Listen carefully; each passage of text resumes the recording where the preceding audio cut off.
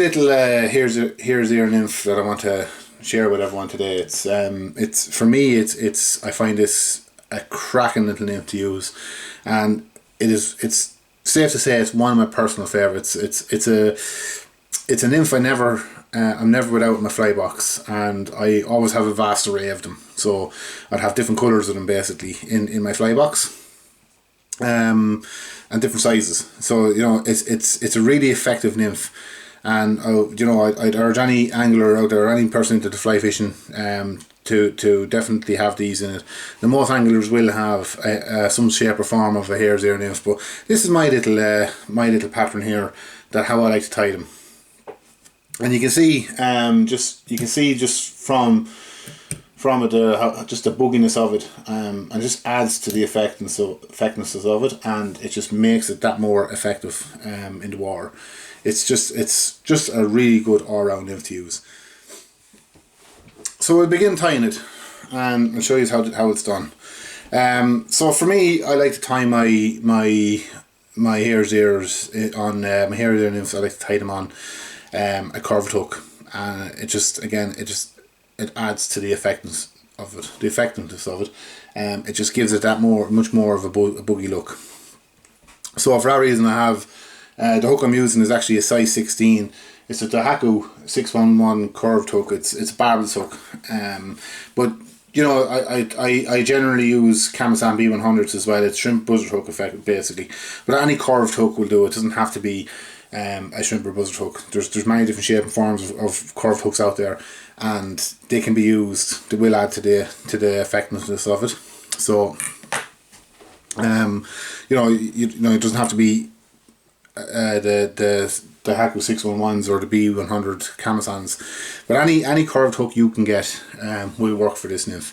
I'm going to use Kevlar silk for this, and again any thread will work for this as well. So black, olive, green, brown, whatever, grey, will all work for this. The beauty of this is you're not going to see the thread once this fly is tied, or this nymph is tied.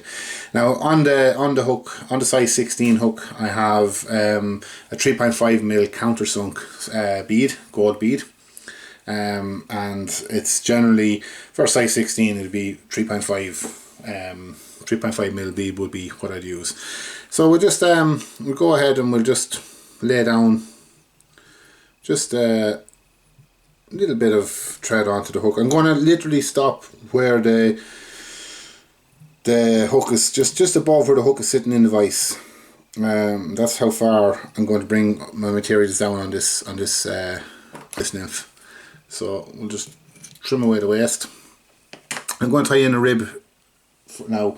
The rib I'm actually going to use, I'll just get it out here for you, Charlies. The rib I'm actually going to use is it's a flat wire, and it's a medium wire from Savaya, as you can see. Really good wire. I like to use a flat wire for this, because the flat wire tends to sit on the dubbin when you dub the bodies, and doesn't sink down into it or eat down into the dubbin and get lost in the dubbin, and that's why I like a flat wire. I'm using a medium on this one. I tend to use a medium on my hare's ears, but you can use a small flat wire. Now, if you don't have a flat wire, an oval wire or a round wire is perfectly fine. It will suit the same purpose, but for me, it's just, when you're tying, and it's just personal kind of a preference, I like a flat wire just for the reason that it doesn't get lost in the dubbin, especially when we go to brush it out. So I wouldn't, if you're using wire, like any wire you're going to use, I wouldn't go any bigger than the medium, whether it's oval or flat. I wouldn't go any bigger than the medium, because it'll be too big then, and it'll just take the look off the fly. It just won't add to the effectiveness of the fly. So for that reason, just probably medium would be the biggest I'd go anyway. I'd recommend not going any bigger than that. So I just tied in that there. I've tied it in on my side there, and again I'm stopping just above where the hook sits in the vise. And I'm going to dub this fly, and the beauty about this nymph is there's minimal materials to tie this. Very, very basic. Thread dubbing and a thread dubbing bead and your rib, and that's it. But just before I do dub it, I'll just pull that rib out of the way. And the dubbing I'm going to use for the body of this is basically, it's a, as you can see there, it's a hare's ear or a hare's mask. And what I've done, just to get this blend, what I've actually done is I've basically shaved, I got a hare's mask and I shaved it completely. Like all the different blends of colours that are on it, the browns, the whites, the blacks. I've basically shaved them all up around the ears, cut away the whiskers. You don't want the whiskers, they're too coarse for it.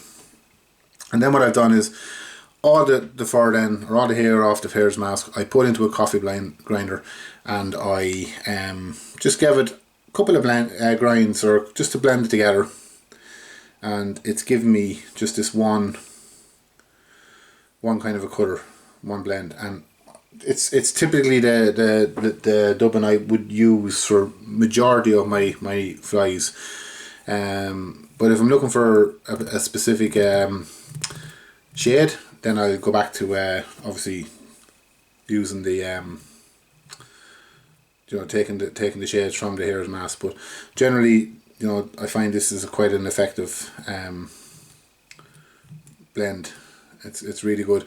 Now I'm just putting it on in small amounts, and I want to start off, you want to get a taper on the body, so I want to start off just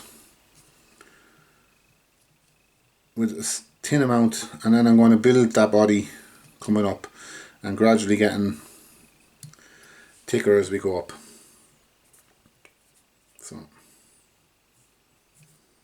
go easy with the dubbing, put it on a small amounts, don't put it on too thick, because it's easier then to see where you need to put more and build the body more. So taking your time, just bringing it up. I'm going to go right up to the bead with the dubbing. So for one, it'll help secure the bead in place, but I'm going to run the rib right up to the bead as well, so I want the dubbing to be there. So that's for now. I'm going to make do with that just for now, and you can see there. So it's looking good. It's fine. Happy enough with that. And I get my rib. Now I'm going to rib it up, nice even winds up the body. Keep the gaps nice and evenly spaced, coming up the body.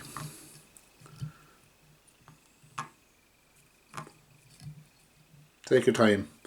It's not a race, so take your time when you're doing this. It's you do want to get your nymph looking right. You want to get the presentation right, but it's for a beginner fly tyer, even this is it's a very, very simple nymph to tie. So now I'm just going to secure that in place, that wire, and so it's just not going to come. So a couple of tight wraps there, just close to the bead, and then we'll put that away.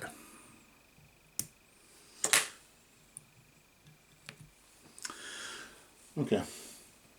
So you can see now I have the rib coming right up to the hook. And just a little bit of tip, and I give this tip in most time, but I use kind of a different scissors for cutting wires rather than my good scissors for cutting threads and materials and stuff. I find if you're cutting wires with a good scissor, it won't be long taking the edge off it. Now we're nearly there with this nymph, so just to kind of just put the finishing touches to it, I'm going to use the same dubbing again, and I'm going to just put a bit up around where the bead is, where we cut that wire. Obviously I want to hide that wire now, where I've cut it. I don't want a big lump of wire sticking out there to be seen, so and just to dress the thorax of the fly as well, give it kind of a bit of a thorax, just behind the bead. Just going to put a bit of dubbing on it. Be generous with the dubbing, but not too much. But you can be a little bit more generous with this, because I'm going to show you. We're going to brush it out, so you want it to be a little bit thick there, as you can see. And then I'm going to grab my brush. So I have a little dubbing brush, and I'm going to brush it back. So from the bottom, And then I'm going to brush it back down towards the vise. And there you have it. So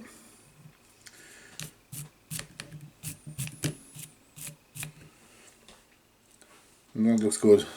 So what I can do now is I'll just whip finish that now, and that will be so 3 little wraps just in behind the bead. Put it tight so it's all down sealed behind the bead, so it's not going to come loose, and then just trim it away. And there we have it. Any of the long little guard hairs that are actually sticking out, we can just pull them out because we don't want the big long guard hairs sticking out. And there you have it.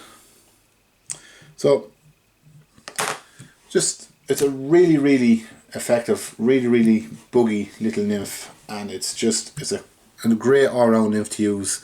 Like I said, the tying is very simple. Minimal materials used to tie it, so it's not a hard nymph by any means, but just the roughness of it, and just, you know, brushing out the dubbins, brushing out that material, just gives it a really good buggy look. When that's in the water, that's going to move. All that dubbin there brushed out is going to move really well, and it's going to it's basically going to create a lot of movement, which will in turn attract the trout or the fish to take in even more.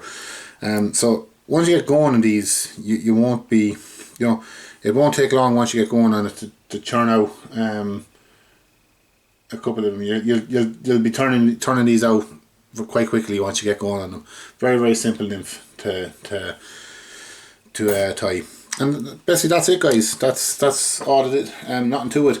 So look, definitely give it a go, and I hope you do enjoy tying this, and more importantly I hope you enjoy fishing it, and it brings you as much luck as it's bringing me.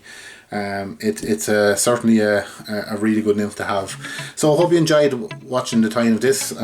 So thanks for watching, guys. All the best.